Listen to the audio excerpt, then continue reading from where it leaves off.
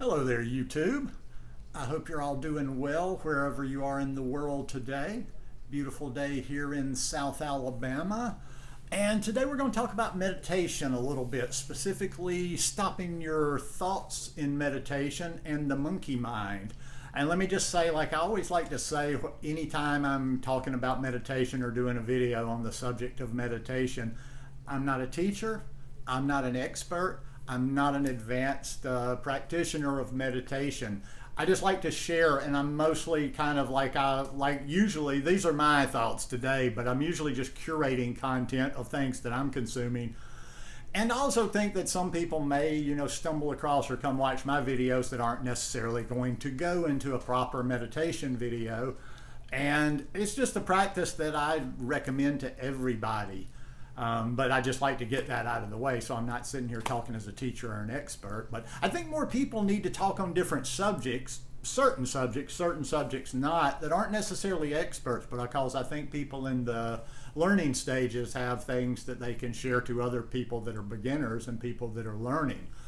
As you guys know, I always mention it, I listen to podcasts a lot as a form of entertainment, and over the last 10 days or so, I kind of got off the food thing I'll be back on that podcast though, the exam room, my favorite, and been listening to a lot more on meditation. So, I always have my email in the link in the description below.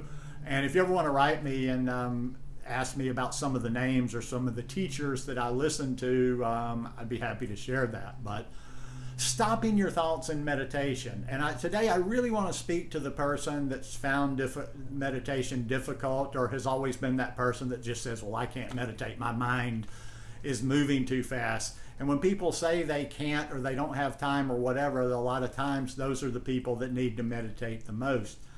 And also to meditate, it's not like people are saying, hey, you need to meditate. It's not about that time that you spend in sitting or laying meditation, whatever position you use.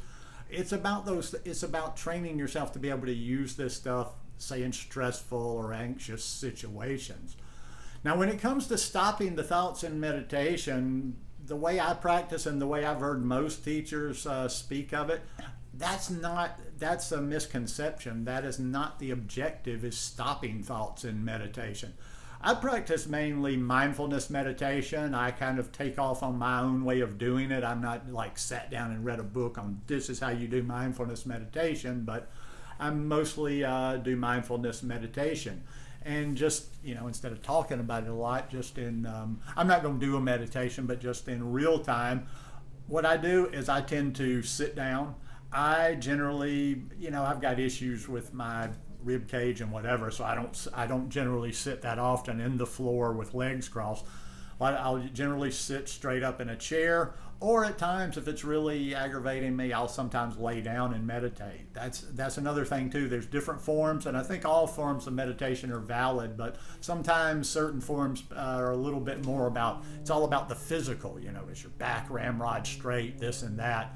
And to me, it's more about, I like to think even if you were a disabled person that was bedridden, that you could find a way to meditate. So really all I do is I just sit down. I kind of let my body get adjusted to where it's sitting. And then I just it's the breath for me. I've kept this as simple as possible because I've never had a meditation teacher. I've never taken any course. I've read some books or whatever. And I heard a meditation teacher the other day by the name of Light Watkins. And I like the way he talks, because he talks about democratizing things like this, because a lot of meditation retreats, yoga retreats, things like that can be expensive. And he says you just do the best you can. So he wrote a good book. I think it's called Bliss, B-L-I-S-S, More. He said, hey, that's a step. If you can't afford to go somewhere, buy a book. Then when you can, maybe get with a teacher. But there is a lot of benefit to having a teacher, and I will be studying it with a teacher at some point in the hopefully near future. But yeah, I just sit down, I kind of settle into the chair, I kind of let myself, just start feeling. It's about awareness of your body. My meditation, mindfulness, is just more about awareness. It's not about trying to stop anything. It's not trying to force anything. It's just really getting it. You're just observing and aware of your feelings, what's going on in your body. And for me, that anchor is the breath. I'll sit down, I'll kind of, like I feel my butt against the chair, I feel my feet firmly on the ground, and I start checking in, and then I start breathing. And then basically I just become aware of the in and the out, And in my head, I'm just breathing in, and then I'm breathing out. Now, inevitably, no matter how long I've been doing this, and I'm coming up on 2 years of daily practice, the mind is always going to wander. There's probably some very, very, very advanced meditators, and there's probably some people that just have an innate type thing to where they probably do just kind of stop, and maybe all thought stops. But for most people, there's going to be thought, and that's okay. That doesn't mean you had there's no such thing as an unsuccessful meditation if you sit, you show up, and your intention, and your intentions are there. But so I just sit and I just start kind of focusing on my breath. And when the thoughts pop up, instead of being like I used to years ago when I would try to meditate and get so frustrated, I don't go like, and afterwards I don't go, God, that was a terrible meditation. My mind was just so, I had that monkey mind. You've heard, that's a saying in meditation. It's like the mind is like a monkey just running around and jumping. And some people try to tame the monkey, but the best way to tame the monkey, I have found, is just to observe the monkey, to be aware of the monkey, but to not interact with the monkey, not to feed the monkey. And after a while, when you're just aware of the monkey, he will tend to calm down on his own with no effort. And when I do have thoughts that arise, I'm focusing on my breath. I kind of get into my, I'm lost in the breath for a little while. Focused on the in, focused on the out, and then thoughts pop up, or I find myself thinking about something that, I need to put this on my list, or I need to do this later. I recognize it, I acknowledge it, I'm aware of it, and I just think to myself, I'm like thinking, or planning, or distracted. I use those very simple words. And here's the rub right here.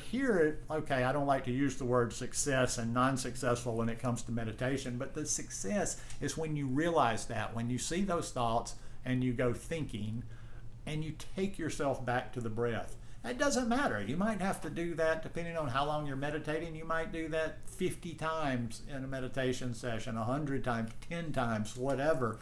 But every time you're aware, you recognize it, and you bring it back to the breath. That is, if we're going to call anything successful, that's what you're trying to do. That's the whole focus right there. It's awareness. It's living mindful. It's being in the here and now all the time.